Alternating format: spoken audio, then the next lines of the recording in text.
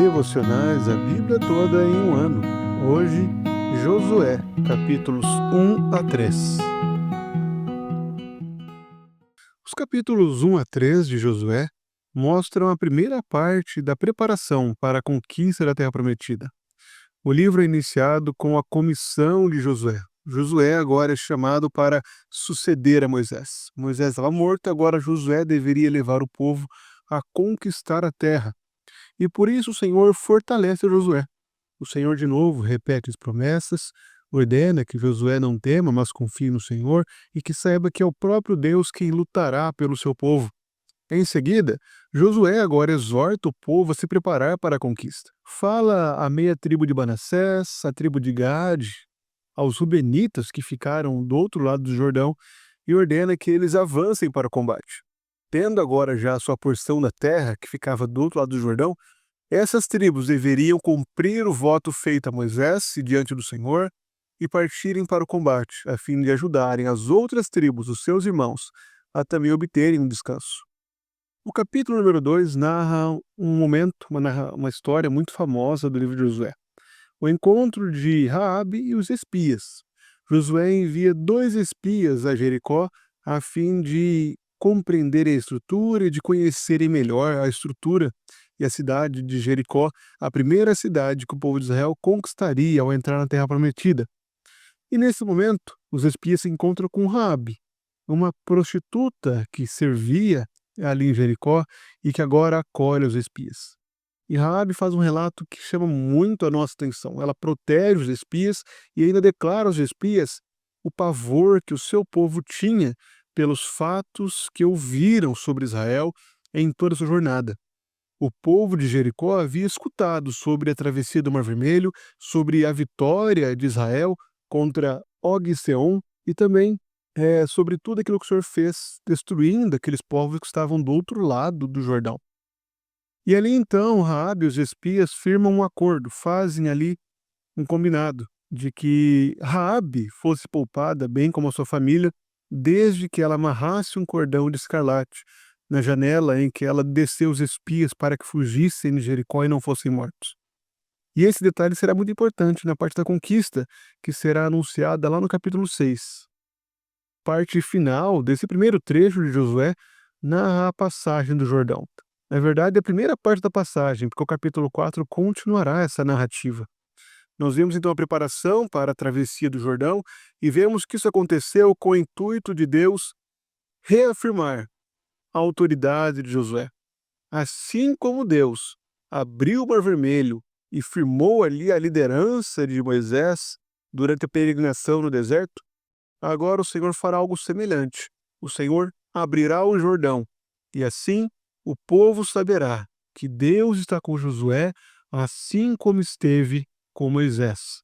O versículo 7, o Senhor declara isso. Hoje começarei a engrandecer você aos olhos de todo Israel, para que saibam que como estive com Moisés, assim estarei com você. Isso acontece.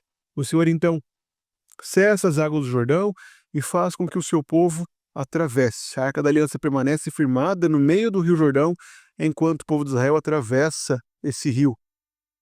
Como podemos observar nessa primeira parte, o propósito original não era engrandecer a Josué.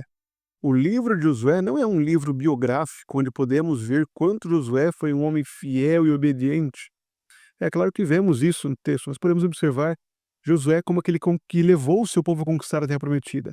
Mas o grande alvo desse livro não é engrandecer a Josué.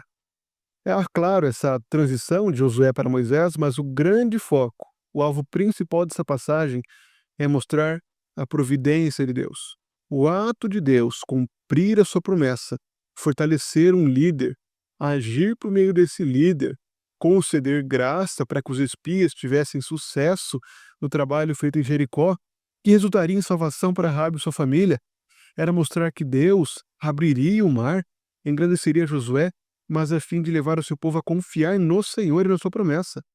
O grande personagem desse livro não é Josué, mas sim o Senhor. E Josué serve apenas como intermediário, como aquele que aponta para o Senhor como grande alvo desse livro.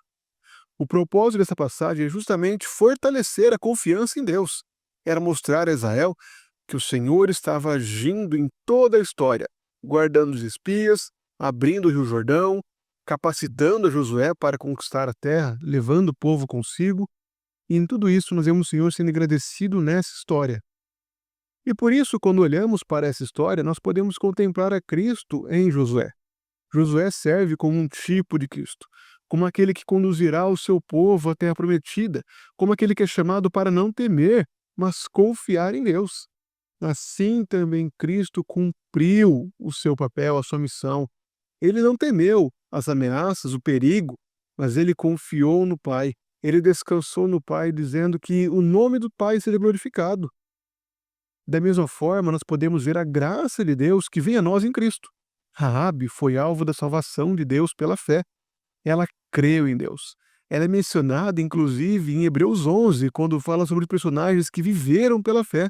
E Raabe foi uma das pessoas, alguém que viveu pela fé e por isso desfrutou da salvação de Deus. Até mesmo quando olhamos para a travessia do Jordão, que vemos a Arca da Aliança repartindo as águas no meio do rio, nós podemos ver também a presença de Deus. A Arca da Aliança representava a presença de Deus. Deus conduzindo seu povo à conquista. E Cristo reflete justamente a presença de Deus conosco. João nos diz que o Verbo se fez carne e habitou entre nós, tabernaculou entre nós, cheio de graça e de verdade, e nós vimos a sua glória, a glória do unigênito do Pai. Cristo é a presença de Deus conosco.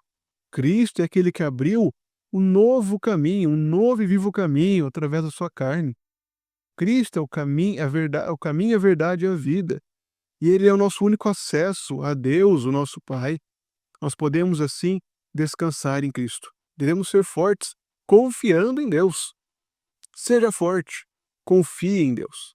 Reconheça a graça de Deus em Cristo. Tenha Cristo como seu grande líder, que te conduz, que te leva a avançar e assim conquistar o descanso que Ele nos promete na sua obra, na sua carne. Em Cristo nós temos vida eterna. Confiemos nele, a fim de assim desfrutarmos dessa vida em abundância.